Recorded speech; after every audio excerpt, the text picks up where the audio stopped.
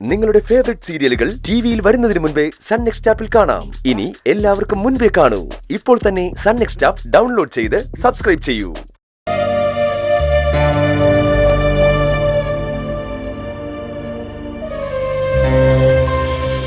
അവള് നിന്നെ കല്യാണം കഴിച്ചിവിടെ വരുന്നത് ആകാശനോട് പകരം ചോദിക്കാനാണെന്ന്. അതുകൊണ്ട് ഒരു ഭർത്താവിന്റെ അവകാശവും അധികാരവും ഒന്നും നീ അവളോട് കാണിക്കരുതെന്ന്.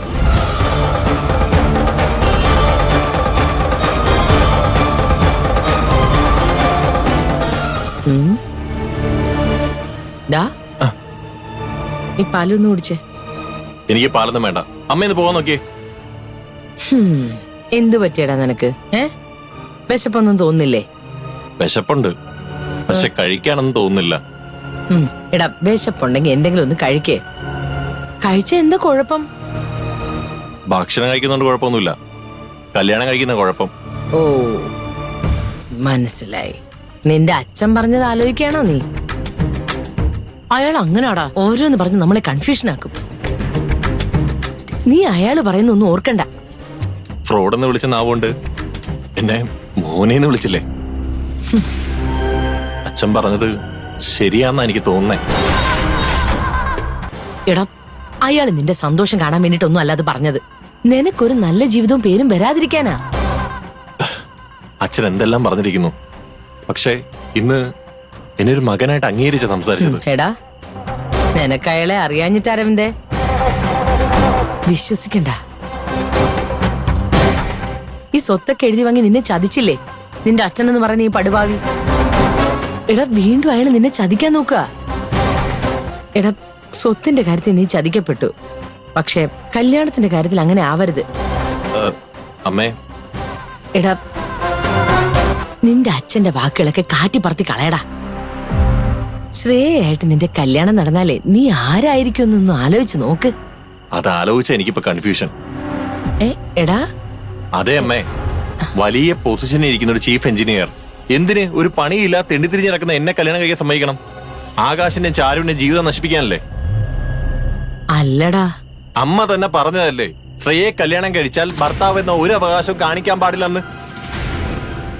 അവളെ ഞാൻ കല്യാണം കഴിച്ചാ എങ്ങനെ ഇരിക്കും? ആകാശിനോടും ചാരുവിനോടുള്ള പക, അവരോട് പ്രതികാരം ചെയ്യണം. അതിന് എന്റെ ലൈഫ് യൂസ് ചെയ്യുന്നു. ഇതൊക്കെ മനസ്സിലാവാതിരിക്കാൻ ഞാനത് പൊട്ടനാണോ? എടാ, നീ ചിന്തിക്കുന്ന പോലെ അല്ല. ശ്രേയ നമ്മുടെ ആളാ. നമ്മൾ അവളെയാടാ യൂസ് ചെയ്യാൻ പോകുന്നത്. നീ വെറുതെ ഓരോന്ന് ആലോചിച്ച് കൂട്ടണ്ട.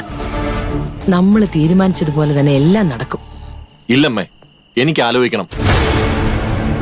ഞാനെടുത്ത തീരുമാനം ശരിയോ തെറ്റോന്ന് എനിക്ക് ആലോചിച്ച് തീരുമാനിക്കാൻ പറ്റൂ. എടാ എടാ എടാ എടാ മോനെ, ഞാൻ പറയുന്നതും കൂടെ ഒന്ന് കേക്ക്. എടാ, നിന്നെ അയാള് മാറ്റിയെടുക്കാൻ നോക്ക. എന്റെ മക്കൾ അതൊന്നും വിശ്വസിക്കല്ലേ. എടാ, നിന്റെ കൂടെ എന്നും അമ്മയുണ്ടാവും. അമ്മയെന്ന് പോയേ, എന്നെ ഒന്ന് വെറുതെ വിട്. പോവാൻ പറഞ്ഞില്ലേ? ശരി, ഞാൻ പോയേക്കാം. പക്ഷേ നീ ഒന്ന് ആലോചിക്കേ. അപ്പൊ നിനക്ക് മനസ്സിലാവും അമ്മ പറഞ്ഞതാ ശരിയെന്ന്.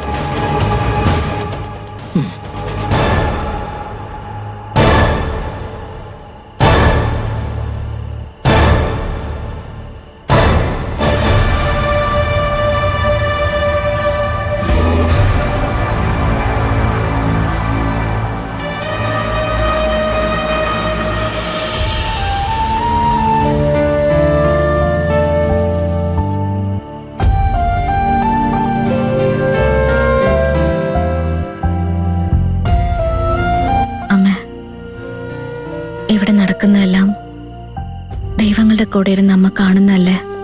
അത് കണ്ടിട്ട് അമ്മയ്ക്ക് സങ്കടം തോന്നില്ലേ? ഈ വീടും ഇവിടെയുള്ളവരും എന്നും സന്തോഷത്തോടെ ഇരിക്കാൻ അമ്മ ആഗ്രഹിക്കുന്നില്ലേ?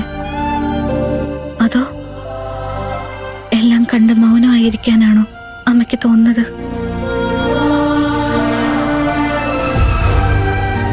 ഞാൻ അമ്മയുടെ വീട്ടില് മരുമകളായിട്ട് വന്നിട്ട് സമാധാനമില്ലാതെ ജീവിക്കുന്ന കണ്ടില്ലേ? എന്നെ ഈ വീട്ടില് മരുമകളായിട്ട് കൊണ്ടുവന്നതിന്റെ പേരില് അമ്മായി എന്നും ബാലമാമനെ കുറ്റപ്പെടുത്തും. അത് സഹിക്കാം.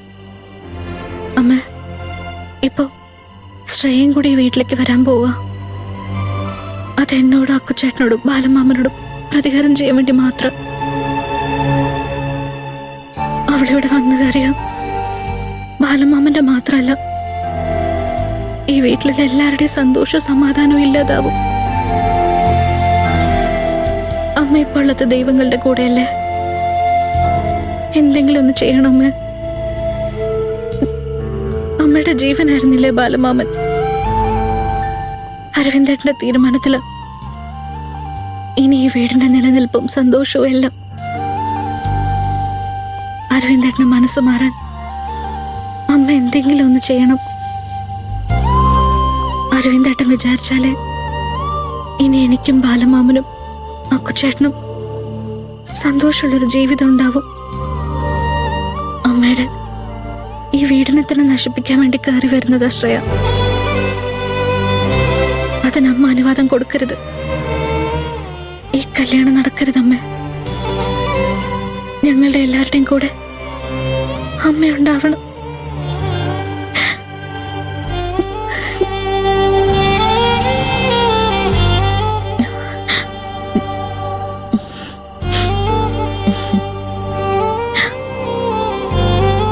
മോളുടെ ഈ പ്രാർത്ഥനയൊന്നും അമ്മയോ അമ്മയുടെ കൂടെയുള്ള ദൈവങ്ങളൊന്നും കേൾക്കില്ലെന്ന് എനിക്കറിയാം.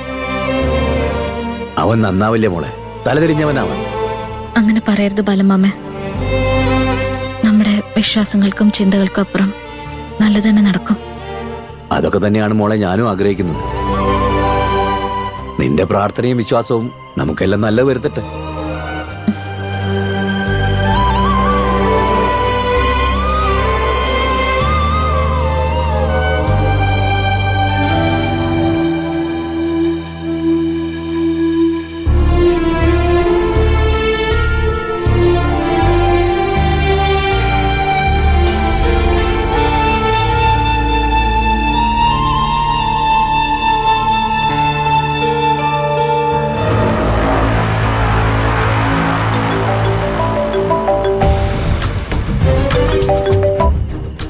ആന്റി ഇപ്പൊ ഹാപ്പി അല്ലേ?